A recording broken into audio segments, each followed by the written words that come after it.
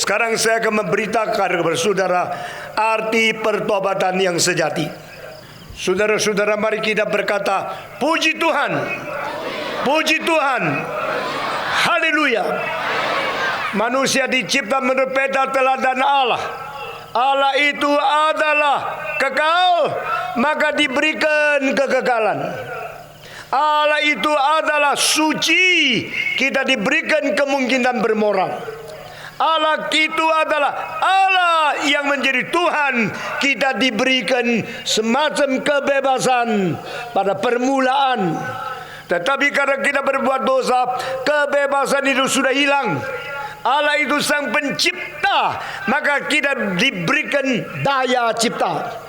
Allah itu adalah maha ada, maka kita mempunyai pikiran melampaui semua binatang yang mempunyai imajinasi berada di mana-mana. Allah itu adalah Allah yang kebenaran, kita diberikan daya rasio memikirkan kebenaran Tuhan Allah.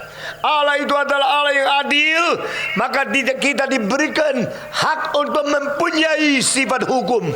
Allah itu adalah Allah yang kudus, kita diberikan hak untuk mempunyai hati nurani menilai segala sesuatu. Saudara-saudara, Allah yang adalah asal usul kita, mencipta kita, dan Dia mau kita hidup serupa seperti Allah. Tetapi serupa Allah itu apakah itu? Menjadi seperti Allah mesti bagaimanakah itu? Tidak ada orang berdosa yang bisa mengetahui. Maka Allah kirim Yesus Kristus turun ke dalam dunia. Yesus berkata kepada kita, ikutlah teladanku, Pikulah kuku, tanggunglah bebanku. Come and follow me. Tidak pernah ada orang berkata kepada manusia, ikutlah aku. Socrates didn't say that. Moses, Joshua, David, Yesaya, Yeremia, no one say you follow me. Karena mereka orang berdosa. Mereka sendiri berdosa. Tapi Tuhan kirim satu yang tidak berdosa, turun dari surga, masuk di dalam palungan. The Holy One of God, the only Holy One of God, the righteous One of God, the only righteous One of God, come down from heaven. Dari surga turun ke dunia. Dan Yesus satu-satunya yang suci, satu-satunya yang tidak berdosa. Dan dia berkata di dalam Yohanes 1, sesuatu tantangan yang tidak pernah diucapkan oleh siapapun di dalam sejarah. Siapa di antara kamu yang bisa menunjukkan dosaku? Siapa di antara kamu yang bisa menunjukkan dosaku? Kalimat itu sudah diucapkan 2000 tahun. Sampai hari ini tidak ada orang bisa jawab. Karena memang Yesus adalah satu-satu yang suci, satu-satu yang adalah bersifat ilahi, yang tidak bercacat celah. Maka dia mewakili Tuhan, panggil kita kembali kepada dia. Saudara-saudara, masih ingat kalimat pertama dari teriakan Yohanes Pembaptis di dalam perjanjian baru yang merintis dan mempersiapkan kedatangan Yesus Kristus? Repent ye, because the kingdom of God is at hand. Bertobatlah kamu karena kerajaan Allah sudah dekat. Kerajaan Allah sudah dekat. Maka bagaimana kita bisa menyambut? Bagaimana kita bisa menyongsong? Bagaimana kita bisa berdiri di hadapan Tuhan? No one can stand before the throne of God. No one can escape from the wrath of God. Tidak ada satu orang yang bisa berdiri, bertahan di dalam hadirat Tuhan. Tidak ada seseorang yang bisa berdiri, boleh menerima kemurahan Tuhan. Karena dari ujung rambut sampai telapak kaki, seluruh hidup kita penuh dengan dosa. Dari siang sampai malam kita berpikir tentang dosa. Dari kulit sampai hati batin kita melawan Tuhan. Kita menjadi pemberontak. Kita menjadi orang yang mempermalukan Tuhan. Kita terus hidup di dalam kebebasan kita yang tidak mau dikontrol oleh Tuhan. Kita terus dalam kebebasan kita yang liar. Tetapi kita berjubah agama, kita menutup diri, kelihatan alim, kelihatan saleh, kelihatan seperti orang suci, kelihatan majelis yang beres. Hanya engkau sendiri mengetahui berapa tidak beresnya engkau. Hanya hati nurani engkau boleh menunjukkan apa yang pernah kau perbuat. Siapakah yang bisa melarikan diri dari mata Tuhan yang meninjau akan kita? Siapa di antara diri kita di sini yang berani mengatakan saya benar di hadapan Tuhan? Alkitab berkata jangan bual, jangan menyombongkan diri. Satu-satunya kita berani megah adalah megah di hadapan Tuhan. Karena only God is righteous, only God is holy, only God is blameless, only God is holy forever and ever. Tuhan adalah yang suci dari kekal sampai kekal. Dan saya berkata kepada saudara, pada satu hari engkau akan mati, saya akan mati. Kita tidak ada satu orang bisa hidup terus menerus.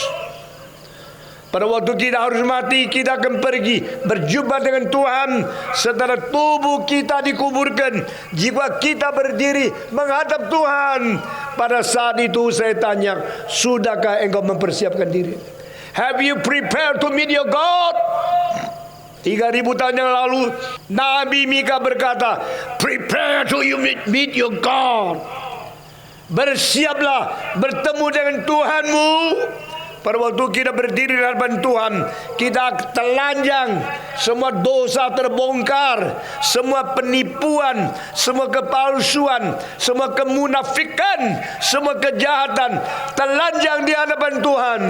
Dan waktu itu tidak ada orang yang bisa menolong engkau. Engkau boleh pakai uang yang banyak, minta pengacara, mencari lubang hukum untuk meringankan hukumanmu. Dan banyak pengacara tidak jujur. Mereka bekerja bukan untuk Tuhan. Mereka hidup bukan untuk kebenaran. Mereka cari uang, putar mulut mereka, mutar lidah mereka. Yang benar menjadi salah, yang salah menjadi benar. Celakalah engkau. Hei kau hakim-hakim, kau pengacara-pengacara, kau ahli hukum yang tidak jujur dan tidak benar. Tuhan akan suruh engkau muntah keluar semua uang yang kau terima. Tetap engkau akan dihukum di hadapan Tuhan. Tidak peduli presiden atau pengemis, tidak peduli pemerintah atau orang jalata, tidak peduli profesor atau mahasiswa, tidak peduli laki atau perempuan. Alkitab berkata, kita semua sudah berbuat dosa dan kita telah mengurangi kemuliaan Tuhan Allah. Waktu kita dicipta permulaan, kita memancarkan kemuliaan, kesucian, keadilan, kebajikan, cinta kasih Allah yang abadi. Tapi sekarang kita sudah menjadi orang berdosa yang menutup diri dengan segala kejahatan, tipu muslihat, kepalsuan, kekurang ajaran kita kepada Tuhan. Siapa kira Tuhan tidak lihat? Tuhan melihat sampai sedalam-dalam sanubari kita masing-masing. Tapi Tuhan berkata, aku tidak menginginkan binasanya orang berdosa. Tuhan berkata, saya tidak mau orang itu menuju ke neraka. Tuhan berkata, aku telah mempersiapkan keselamatan. Aku telah mempersiapkan kerajaan Allah yang mulia, yang baru, untuk menyambut seorang berdosa kembali kepadaku. Saudara-saudara sekalian, kita bersyukur kepada Tuhan. Tuhan tidak meninggalkan manusia. Tuhan mencintai kita. Tuhan mempersiapkan jalan kembali, jalan keluar dari berdosa, kembali kepada Tuhan, menerima keselamatan Dia. Saudara-saudara, Tuhan mau kita bertobat. Bertobatlah kamu. Mengapa harus binasa? Bertobatlah kamu. Perjalanan menuju surga tidak akan kembali. Tetapi jika engkau ditolak masukkan surga, engkau pasti akan masukkan neraka. Either heaven or hell. No third way. Tidak ada jalan lain. Atau surga atau neraka. Kau jangan main-main. Mungkin hari ini engkau mati, mungkin besok pagi saya mati. Kita tidak ada seorang bisa menjamin berapa panjang hidup kita. Dan tidak ada orang boleh menipu hati nurani atau menyuap Tuhan sehingga kita tidak usah dihakimi. Siapa mengetahui kemarahanmu menurut sepatutnya kesucianmu yang ada ya Tuhan. Di Mazmur 90, siapa ya mengetahui kemarahanmu dengan penuh perasaan takut kepadamu ya Yehova. Musa pada waktu tua, dia mengatakan kalimat 2 kali seperti ini. Who know about your wrath? According to the fear of the Lord they should have. Who know about the power of your wrath? People committing sin day and night. Mari kita berkata kepada Tuhan, saya mau kembali. Saya mau bertobat. Tuhan mau engkau kembali. Anugerah Tuhan menjadikan sesuatu dasar yang kuat. Engkau boleh kembali kepada Tuhan. Bukan karena engkau kembali kepada Tuhan, maka Tuhan memberikan anugerah kepadamu. God also to the initiative in seeking after man, in calling man for repentance. Yesus berkata, aku datang untuk memanggil orang berdosa untuk bertobat. Saudara-saudara, yang tidak bertobat tidak diampuni dosanya. Dosa yang diampuni adalah dosa yang bertobat di hadapan Tuhan. Dosa yang diampuni adalah dosa dari orang yang mengaku dan merendahkan diri, menganggap diri tidak layak, menganggap diri tidak patut. Yang saya patut terima hanya neraka, itu kebenaran. Yang saya patut terima hanya kemarahan Tuhan, itu kebenaran. Yang saya patut terima dihukum untuk selama-lamanya, itu kebenaran. Tapi Tuhan mengatakan, no, I love you. I want to give you the redemption. the forgiveness, the reconciliation, the propitiation, the substitution, the atonement. Tuhan berkata, aku tidak mau menghukum kamu. Aku memberikan engkau rekonsiliasi. Aku memberikan perdamaian kembali. Aku memberikan engkau penebusan.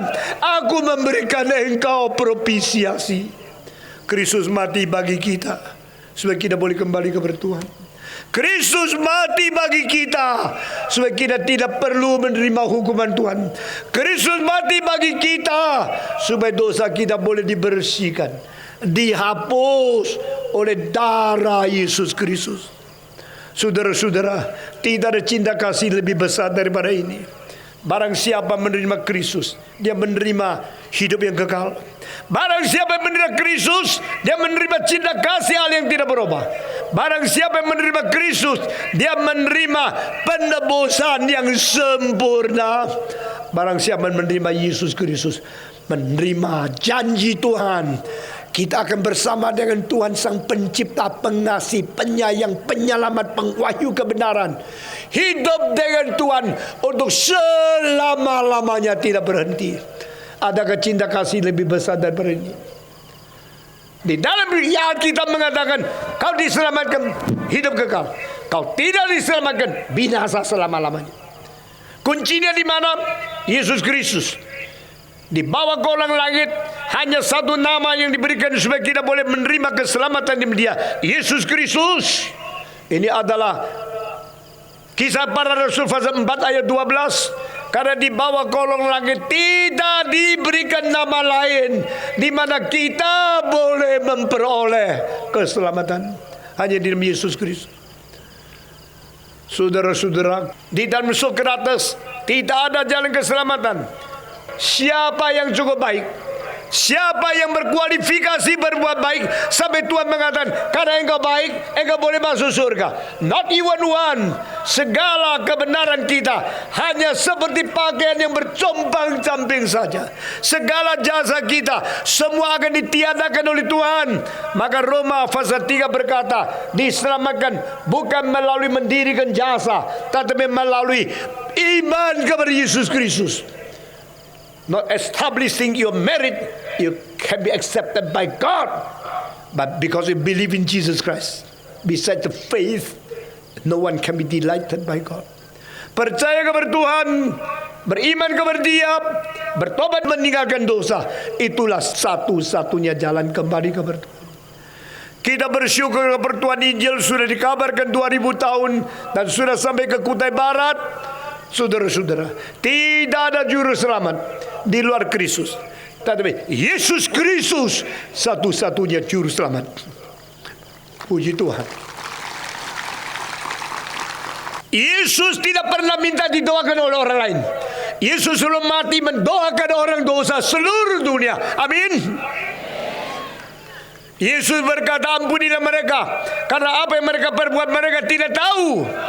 Yesus tidak berkata, doakan saya sekarang digantung di atas kayu salib, saya mau kemana? Tidak. Father, forgive them, because what they are doing they do not know. Now I die for them. You want to forgive them, you have to save them through me. Kematianku adalah mengganti mereka. Kematianku adalah memperdamaikan mereka dengan Tuhan Allah. Kematianku adalah permatian yang memulihkan manusia berdosa. Jangan menuju ke neraka, tapi kembali kepada Tuhan. Bertobatlah kamu, bertobatlah kamu, bertobatlah kamu. Mengapa harus binasa? Saudara-saudara sekalian, mari kita bertobat. Mari kita kembali kepada Tuhan dengan kejujuran, dengan ikhlas. Kalau engkau pura-pura, engkau belum mungkin bertobat.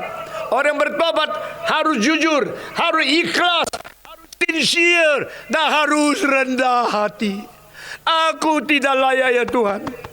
Terimalah aku kembali karena anakmu Yesus Kristus. Terimalah aku kembali melalui Kristus yang mati bagiku. Aku tidak layak. Aku hanya layak dikutuk, dibuang, dihancurkan, dimasukkan ke dalam api neraka untuk selama-lamanya. Tapi karena anakmu Yesus Kristus yang mati begitu menderita sengsara bagi saya di atas kayu salib, kedua tangan Dipaku, itulah tangannya menyembuhkan orang sakit. Kedua kaki dipaku, itulah kaki yang melintasi kota-kota, desa-desa untuk memberitakan Injil. Kenapa Yesus disalib? Dia tidak berbuat salah, dia tidak berdosa. Kenapa Yesus disalib? Hanya satu sebab, cinta Allah kepada orang berdosa. Saudara-saudara, saya orang berdosa. Saya meninggalkan Tuhan 5 tahun. Saya 5 tahun meninggalkan Tuhan. Saya pertobatannya karena apa? Saya menyeleweng dari Tuhan karena saya menerima ateisme, menerima evolusionisme, menerima dialektika materialisme, menerima akan evolusi. Saya menjadi pemberontak di dalam pikiran, di dalam epistemologi, di dalam filsafat, di dalam segala arus dunia. Waktu saya muda, saya tidak pernah berzina, tidak pernah merokok, tidak pernah minum anggur, tidak pernah minum arak, tidak pernah minum bir. Saya tidak pernah berbuat apa saja. Saya dianggap pemuda standar. Tapi saya tetap harus bertobat. Karena saya pernah sombong, pernah congkak, pernah menghina orang lain, pernah nyontek di dalam ujian. Ketidakjujuran itu dosa. Dan sekarang saya berani katakan kepadamu, sekarang saya paling benci orang yang tidak jujur sama saya. Who is lying me? Get away! No more my friend. I only want to have any relationship with people who are so honest, so sincere. I can only use young people to the servant of God who is sincere, fear the Lord, and understanding the grace of God. That you become my co-worker. Saudara-saudara, saya pernah menyontek, saya pernah menipu, saya pernah sombong. Itu pun saya harus bertobat. Hari ini kita harus bertobat di hadapan Tuhan. Meninggalkan segala dosa dan jadikan engkau orang Kristen yang hidupnya memuliakan Tuhan, memancarkan kuasa Tuhan, kesucian Tuhan, anugerah Tuhan, cinta kasih Tuhan, kejujuran dari Tuhan, kebenaran dari Tuhan, keadilan dari Tuhan. Sehingga barang siapa yang menemukan, melihat engkau, mereka mengatakan, this is true Christian, true Christian. Engkau orang Kristen yang sejati. Saudara-saudara, bertobatlah. Mengapa engkau mau mati dan binasa meninggalkan Tuhan? Setelah saya bertobat, saya menyerahkan hidup saya dan berkata, Tuhan, pakailah saya menjadi hamba-Mu. Tuhan, pakailah saya yang tidak layak menjadi hamba-Mu. Saya tidak sadar umur 17 saya melayani berkhotbah, dan sekarang umur 72 saya sudah khotbah ke dalam 600 kota di seluruh dunia. Terus Amerika, Kanada, Inggris, Perancis, Jerman, Switzerland, termasuk kota-kota yang lain di Italia, di Spanyol. Saya berkhotbah di New York, berkhotbah di Chicago, di mana-mana. Berkhotbah di Jakarta, di Indonesia, di Filipina, berkhotbah di Vietnam, berkhotbah di Burma, berkhotbah di Bangkok, berkhotbah di tempat yang begitu banyak. Yang pernah mendengar khotbah saya sudah lebih catatan daripada 30 juta manusia. Sekarang saya sudah tua dan saya tahu saya tidak lama lagi hidup di dalam dunia. Saya ingin lihat gereja dibangunkan. Saya ingin melihat pemuda-pemudi menyerahkan diri. Who are you? Where are you, young people? Setelah saya khotbahkan ini, saya minta saudara bertobat sungguh-sungguh dan dengan jujur, dan air mata kembali kepada Tuhan. Minta Tuhan ampuni dosamu dan menjadikan engkau orang Kristen yang sejati. Bukan saja demikian, saya memanggil pemuda-pemudi yang berkata, saya juga mau melayani Tuhan, mengabarkan Injil, menjadi hamba Tuhan. Biar kita taat di hadapan Tuhan. Maukah saudara? Mari kita berdoa. Semua tunduk kepala berdoa. Pada waktu kita tunduk kepala, saya menanya pertanyaan dua ini sekali lagi.